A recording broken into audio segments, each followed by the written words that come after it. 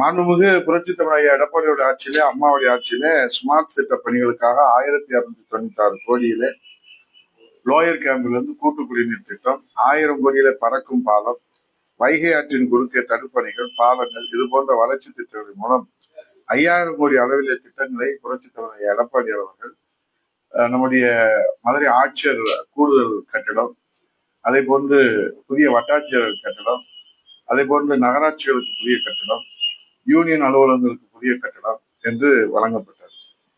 சாலைகள் எதுவும் எந்த பகுதியிலும் புதிதாக அமைக்கப்பட்டதாக தெரியவில்லை. அம்மா ஆட்சியிலே எடப்பாடி ஆட்சியில் அறிவிக்கப்பட்ட மேம்பாலங்களை தற்போது இன்றைக்கு அவர்கள் கட்டுமான பணிகள் நடைபெற்று வருகிறது.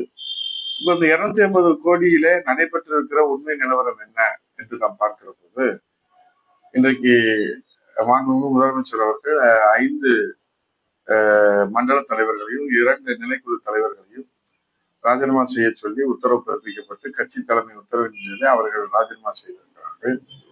இதுவரை மதுரை மாநகராட்சி வரலாற்றிலே இப்படி 5 மண்டல தலைவர்கள் ஊழலுக்காக, நிர்வாக முறைகேடுக்காக, அரசு பணத்தை, மக்கள் பணத்தை கையாளியதற்காக ராஜினாமா செய்த வரலாறு மதுரை மாநகராட்சி இதுவரை பார்த்ததில்லை.